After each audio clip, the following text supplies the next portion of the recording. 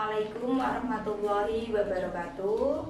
Selamat siang anak-anak. Bagaimana kabarnya hari ini? Semoga selalu dalam keadaan sehat dan selalu dalam perlindungan Allah Subhanahu wa taala. Amin amin ya rabbal alamin. Selamat datang anak-anakku kelas 7. Selamat datang di sekolah baru di MTS Miftahul Huda Sidomulyo Jakenan Pati. Selamat datang di lingkungan baru. Meskipun dalam kondisi pandemi seperti ini, Ibu harap semoga itu tidak mengurangi rasa semangat kalian buat belajar dan tetap jaga kesehatan, hidup sehat, dan jangan keluar rumah jika itu bukan hal yang penting-penting sekali. Begitu. Oke, sebelum kita ke pelajaran, perkenalkan dulu. Saya Bu Ani. Di sini saya akan mengajar kalian untuk mata pelajaran Bahasa Indonesia kelas 7. Ya, gitu ya. Oke, sebelum ke materi, silahkan kalian di rumah bisa sambil membuka bukunya, baik itu buku paket maupun buku LKS, supaya nanti kita belajarnya lebih enak, gitu ya. Oke, langsung saja. Dalam pertemuan pertama kali ini untuk mapel Bahasa Indonesia kelas 7, teks pertama yang akan kita pelajari di semester ini ya, yaitu tentang teks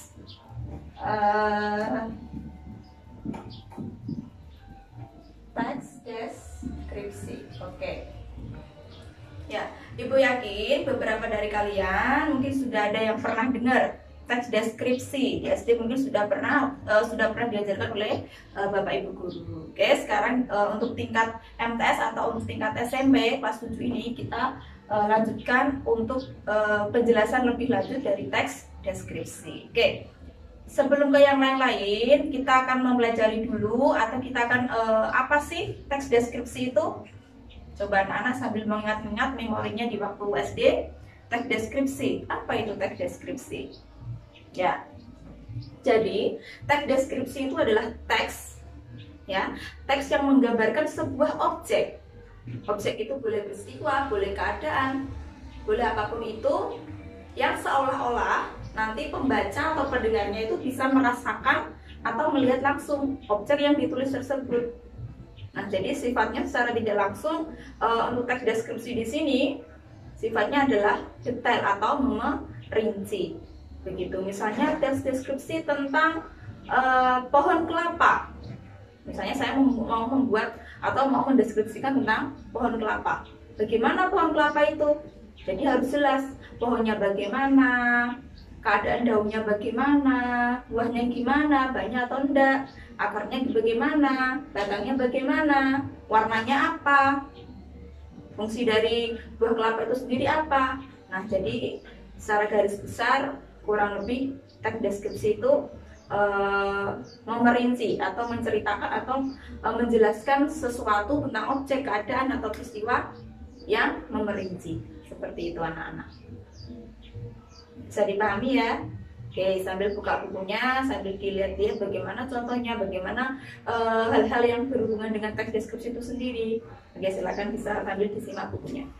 Ya anak-anak, jadi untuk pertemuan dalam bab 1 ini, dalam materi yang pertama yaitu teks deskripsi, tujuan yang akan kalian capai dalam pembelajarannya yaitu ada 3 poin. Yang pertama, kalian nanti akan mengidentifikasi ciri objek, tujuan, dan isi dari teks deskripsi. Kemudian yang kedua, kalian juga nanti akan mengidentifikasi jenis-jenis dari teks deskripsi. Kemudian yang ketiga, kalian nanti akan mendaftar ciri penggunaan bahasa pada teks deskripsi yang nantinya ada beberapa, lebih dari 3 sepertinya. Nah, kita akan belajar satu-satu ya, sambil dilihat bukunya. Yang pertama, mengidentifikasi ciri objek, tujuan, kita tulis ya.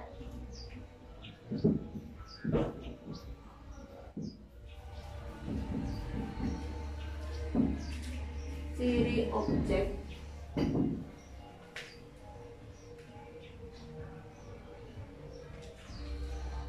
tujuan, dan isi teks deskripsi. Semoga kalian bisa terbaca ya tulisannya Bu Ani ya. Oke, yang pertama, mengidentifikasi ciri objek, tujuan, dan isi dari teks deskripsi. Ya itu ya. Ciri objek dari teks deskripsi itu bersifat khusus dengan ciri tertentu yang berbeda dengan umumnya. Nah, tujuan dari teks deskripsi itu sendiri yaitu memerinci atau menggambarkan sebuah objek, supaya objek yang digambarkan itu seolah-olah terlihat jelas, seolah-olah pembaca atau pendengar yang melihatnya atau yang membacanya bisa mengalami langsung. Gitu anak-anak. Pelan-pelan sambil dipahami ya. Jadi tujuan dari teks deskripsi itu menggambarkan sebuah objek secara gamblang. Dari segi apa? Dari segi si penulis. Ya, dari segi si penulis. Jadi bersifat subjektif. Jadi menggambarkan sebuah objek secara rinci dari segi si penulis. Itu tujuan dari teks deskripsi. Ya, itu. Saya rasa untuk 3 hal ini bersifat teori. Jadi kalau asal kalian belajar membacanya, memahaminya, saya yakin pasti akan menguasai. Seperti itu ya anak-anak. Langsung saja kita melanjutkan ke hal yang berikutnya, yaitu tentang jenis dari teks deskripsi. Jenis teks deskripsi di sini dibagi menjadi 2. Jenis teks deskripsi dibagi menjadi 2. Jenis teks deskripsi dibagi 2, yaitu teks deskripsi yang berdiri sendiri. Kalian bisa sambil menyimak bukunya ya. Dan teks deskripsi yang merupakan bagian dari teks lain. Nah, jenisnya itu di sini ada 2. Yang pertama, teks deskripsi yang berdiri sendiri. Artinya, teks deskripsi tersebut ya satu keutuhan teks deskripsi yang berdiri sendiri, jadi satu teks deskripsi. Tapi kalau untuk yang kedua, bagian dari teks lain, itu berarti misalnya bagian dari teks novel, bagian dari teks cerpen, atau mungkin bagian dari teks misalnya iklan. Jadi misalnya ada novel, kemudian di tengah-tengahnya disisipi oleh teks deskripsi. Misalnya lagi ada tulisan cerpen atau ada teks cerpen, kemudian di paragraf kedua atau paragraf ketiga misalnya disisipi dengan teks deskripsi. Itu artinya teks deskripsi merupakan bagian dari teks lain. Dia tidak berdiri sendiri. Beda dengan yang pertama tadi. Bisa dipahami ya? Ya. Kita lanjut. Ya, seperti yang Bu Hani singgung tadi di awal, kalau untuk pembahasan teks deskripsi di sini ada banyak. Ya, kalian bisa mungkin tidak harus dihafalkan, tidak harus, tapi Ibu harap kalian bisa memahaminya, bisa menguasainya. Ada berapa anak-anak di situ? Coba lihat. Ada kurang lebih kalau untuk kebahasaan teks deskripsi, yaitu ada ya betul, ada 7. Apa saja itu 7? Sambil kalian lihat bukunya, dibuka juga paketnya, LKS-nya disiapkan. Ya, saya jelaskan satu persatu mulai dari yang nomor 1. Dilihat. Yang pertama, ciri kebahasaan yang pertama dari teks deskripsi yaitu menggunakan kata-kata khusus untuk mengkonkretkan. Seperti yang Bu Hani bilang tadi di awal, kalau teks deskripsi itu sifatnya harus rinci, harus jelas. Supaya apa? Supaya pembaca ataupun pendengar yang membaca tulisan kita atau yang mendengarkan tulisan kita seolah-olah bisa merasakan langsung atau seolah-olah mengalaminya sendiri. Maka dari itu kata-kata yang digunakan harus kata-kata khusus untuk mengkonkretkan. Contoh misalnya mau mendeskripsikan atau mau menceritakan atau mau menuliskan deskripsi tentang sepatu, dijelaskanlah itu di situ. Sepatunya bentuknya bagaimana, talinya warnanya apa, alas sepatunya warnanya apa, dan seterusnya. Jadi benar-benar dirinci dari hal kecil warna. Itu penting anak-anak, supaya apa ya, itu tadi kembali lagi, supaya yang membaca ataupun yang mendengar bisa seolah-olah mengalaminya langsung. begitu. Ya, itu untuk yang nomor 1. Untuk yang nomor 2, menggunakan kalimat rincian untuk mengkonkretkan. Kembali lagi nih seperti yang nomor 1 tadi, menggunakan kalimat rincian. Rincian itu artinya apa? Rincian itu artinya detail, jelas. Untuk apa? Untuk mengkonkretkan. Contoh di sini ya, Bu pakai yang di buku LKS ya. Kalian sambil lihat, ibuku orang yang sangat baik. Nah, contohnya ibuku orang baik, gitu aja. Nah, kata-kata baik di sini dikonkretkanlah, diperjelaslah. Yang dikatakan baik itu yang bagaimana sih? Oh, apakah misalnya ibunya itu suka memberi uang? Ibunya suka memberi uang saku. Ibunya suka membelikan makanan. Atau misalnya ibunya tidak suka marah-marah. Ibunya suka memberikan nasihat. Nah, itu adalah pengkonkretan dari kata-kata baik.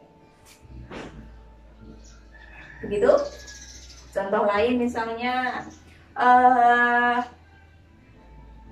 Tina adalah gadis yang sangat cantik. Nah, kata-kata cantik di sini, ya Ibu tulis di sini ya. Apa sih kok yang membuat Tina itu menjadi gadis yang sangat cantik? Apa saja yang membuat dia cantik? Misalnya, rambutnya lurus, panjang. Contoh, kulitnya kuning, langsat, gitu ya. Terus apa lagi? Dan hal-hal yang lain. Jadi itu bisa memerinci kata yang dimaksud. Jadi lebih jelas begitu. Yang dimaksud cantik itu yang bagaimana, yang dimaksud baik itu yang bagaimana. Itu tadi. Ya, itu ciri kebiasaan dari teks deskripsi. Harus jelas. Maka dari itu harus dijabarkan seperti ini atau harus pengkonkretannya semacam ini. Ibuku orang yang sangat baik, titik misalnya. Beliau suka memberikan saya uang lebih. Beliau juga tidak suka marah-marah. Beliau suka memberikan saya nasihat, dan seterusnya. Jadi sudah ada kata baik, kemudian dilanjutkan dengan kata-kata yang mendukung dari kata-kata baik ini. Apa saja yang dikatakan baik itu tadi? Hal-hal apa saja yang bisa dikatakan baik? Gitu. Gitu ya.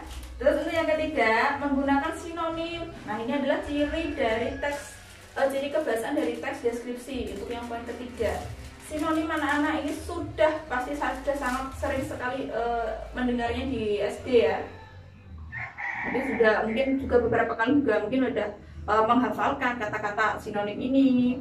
Kata-kata ini sinonimnya ini. Sinonim itu apa, anak-anak? Sinonim adalah persamaan makna. Iya betul, persamaan makna kata. Ingat ya, persamaan makna kata. Jangan menyebutkan misalnya sinonim itu apa? Sinonim persamaan kata, Bu. Coba beberapa kali pasti ada yang seperti itu. Apakah itu betul? Kurang tepat. Jadi yang betul, sinonim itu adalah persamaan makna. Jangan lupa ya, dikasih makna kata. Kalau antonim, ada sinonim, ada antonim. Antonim adalah lawan makna kata. Betul. Jadi diberi kata makna, jangan lupa. Oke. Jadi misalnya contohnya dari sinonim yang ada di teks deskripsi misalnya ya. Kata-kata indah. Misalnya Pantai Parangtritis adalah pantai yang sangat indah. Nah, kata-kata indah di sini bisa disinonimkan dengan misalnya elok, mengagumkan, cantik, molek, permai. Nah, semua kata-kata itu adalah sinonim dari kata-kata indah. Bisa dipahami ya anak-anak ya? Sekali lagi, kalau kurang jelas atau mungkin kalau ada pertanyaan, silakan bisa langsung tinggalkan komentar atau bisa juga japri di nomor WA-nya Bu Ani. Gitu? Ya. Lanjut untuk ciri yang keempat, ya, menggunakan majas untuk melukiskan secara konkret, lagi-lagi konkret. Ya, karena tadi anak-anak teks deskripsi itu menggambarkan sesuatu yang jelas. Jadi harus dijabarkan secara jelas juga, secara konkret, secara nyata, secara detail, biar orang yang mendengar itu tadi seolah-olah bisa melihat langsung, merasakan langsung, mengalami langsung. Nah, majas di sini, maksud dari majas adalah perumpamaan kata. Jadi kalau kalian misalnya contohnya seperti ini, cantikmu bagaikan rembulan. Nah, di situ ada kata-kata bagaikan rembulan, cantikmu bagaikan rembulan. Jadi mungkin kalau kalian menganggapnya mungkin sesuatu kalimat yang lebay seperti itu. Cantikmu bagaikan rembulan itu adalah salah satu kata yang bermajas, perumpamaan kata. Cantiknya bagaikan rembulan. Jadi cantiknya diibaratkan sebagai rembulan. Contoh lagi misalnya kalau di buku, pasir pantai lembut seperti bedak bayi. Nah, pasir pantai lembut seperti bedak bayi. Jadi saking lembutnya pasir di pantai itu diibaratkan sebagai bedak bayi. Coba kalau kalian di rumah punya adik, dilihat bedak bayi adiknya, ya. Jadi lembutnya pasir itu diibaratkan selembut bedak bayi. Itu adalah kata-kata yang bermajas, ya. Jadi kalau kalian menganggapnya mungkin kata-kata yang lebay seperti itu, tapi ya memang itu ciri dari kata yang bermajas atau kalimat yang bermajas. Bisa dipahami ya anak-anak? Contoh lagi, kita menginjak ciri yang kelima, yaitu menggunakan kalimat rincian. Tadi seperti yang saya sebutkan di awal tadi. Misalnya sepatunya warnanya bagaimana, telapak kakinya berwarna apa. Bukan telapak kaki ya, tapi telapak sepatu berwarna apa, talinya berwarna apa. Jadi benar-benar disebutkan secara jelas. Nah, lagi, ini ciri yang keenam, yaitu menggunakan bahasa sehingga pembaca seolah-olah melihat, mendengar, dan merasakan apa yang dideskripsikan. Ini nanti ada kaitannya dengan panca indera kita. Ya, teks deskripsi itu sangat melibatkan panca indera kita dalam tulisannya. Misalnya contoh, rambutnya putih beruban. Rambutnya putih beruban. Coba kalian cermati kalimat itu, rambutnya putih beruban. Itu kita kira-kira melibatkan panca indera apa, Cah?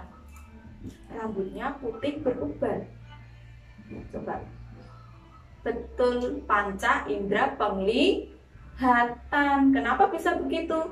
Ya iya, dia bisa mengatakan rambutnya putih beruban itu kan dari proses ciri yang keenam tadi yang melibatkan panca indera. Misalnya tadi kan sudah contohnya rambut putih beruban tadi ya. Contoh yang kedua yaitu misalnya debur ombak menyejukkan kupingku.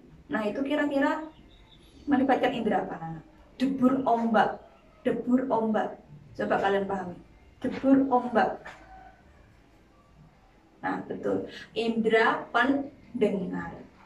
Nah, jadi kurang lebih dalam teks deskripsi pasti akan melibatkan panca indera. Yaitu tadi tujuannya untuk mengkonkretkan, kembali lagi ke situ.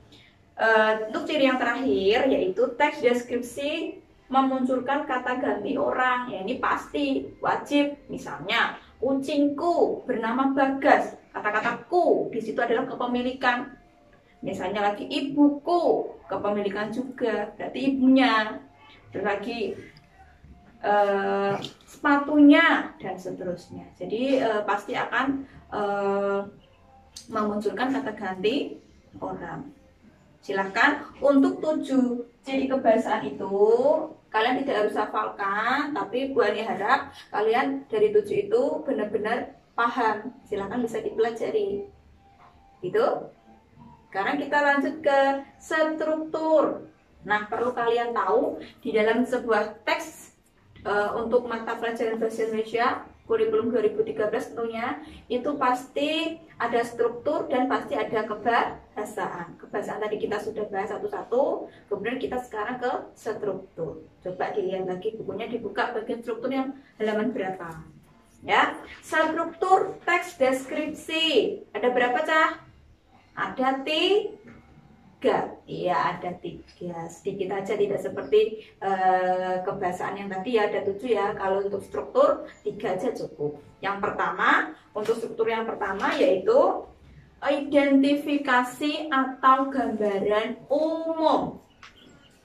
Ini ya, struktur identifikasi atau gambaran umum. Yang kedua yaitu bareng-bareng coba deskripsi, betul, deskripsi bagian. Yang terakhir penutup, betul sekali, penutup atau simpulan. Karena strukturnya ini ada 3, Bani minta dan wajib kalian harus hafalkan. Tidak semata-mata hanya menghafalkan, tapi harus paham ketiganya satu persatu ini bagaimana. Gitu. Struktur ada 3. Yang pertama yaitu identifikasi atau gambaran umum. Berisi apa ini kalau dalam teks deskripsi? Untuk struktur yang pertama, ya berisi misalnya mau menjelaskan tentang misalnya Bu Ani memberikan contoh mau membuat teks deskripsi objek pohon kelapa misalnya. Jadi untuk gambaran umum atau identifikasinya yaitu tentang jenis pohon, misalnya pohon kelapa itu pohonnya bagaimana, berasal dari negara mana misalnya. Jadi bersifat umum, baru perkenalan umum. Jenisnya kalau dalam bahasa ilmiah itu apa, terus pohon kelapa itu pohon yang berasal dari negara mana misalnya. Jadi berupa gambaran-gambaran umum terlebih dahulu. Itu untuk struktur yang pertama. Kemudian untuk struktur yang kedua yaitu deskripsi bagian. Di sini sudah mulai merujuk. Kalau tadi baru gambaran umum, baru identifikasi umum, tapi kalau untuk struktur yang kedua sudah bersifat rinci. Ya, sudah bersifat rinci. Pohon kelapa lagi, tadi baru jenis asal usulnya, sejarahnya dari pohon kelapa itu. Untuk struktur yang kedua, misalnya bagian-bagian dari pohon kelapa, ada apa saja sih di pohon kelapa itu? Ya, kita bicara struktur yang kedua. Oh, misalnya pohonnya berbentuk begini, daunnya berbentuk begini, batang pohonnya berwarna ini, akarnya sifatnya begini. Nah, itu berarti sudah masuk ke deskripsi bagian. Jadi sudah masuk atau sudah memerinci. Gitu. Terus untuk yang ketiga yaitu penutup atau simpulan. Ini berupa ringkasan, penutup atau simpulan dari teks-teks atau dari paragraf-paragraf yang sebelumnya sudah dijelaskan. Misalnya kesimpulan dari teks deskripsi tentang pohon kelapa. Oh, jadi pohon kelapa ini disebut sebagai pohon 1000 manfaat. Banyak manfaatnya, dari akarnya, dari buahnya, dari daunnya, dari batangnya.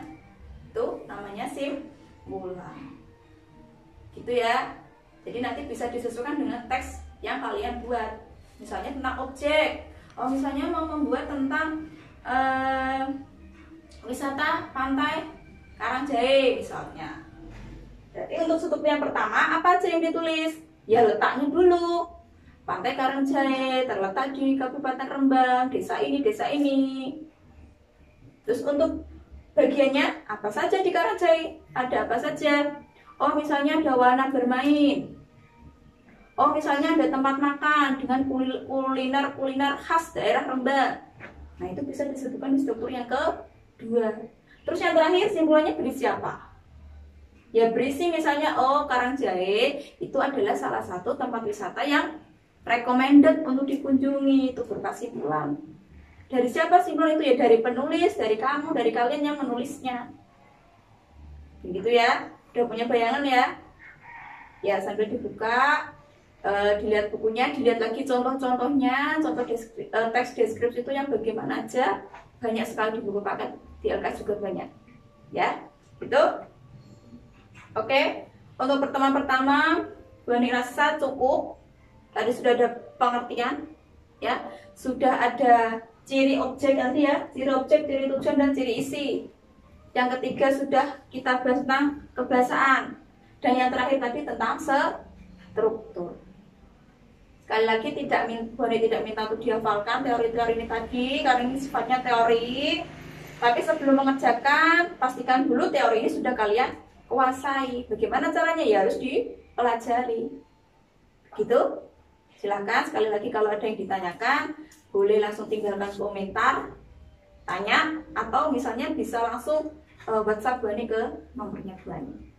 Gitu ya, saya rasa cukup untuk pertemuan kali ini. Jangan lupa belajarnya, kesehatannya juga dijaga. Semoga selalu dalam lindungan Allah Subhanahu wa taala. Cukup. Wassalamualaikum warahmatullahi wabarakatuh.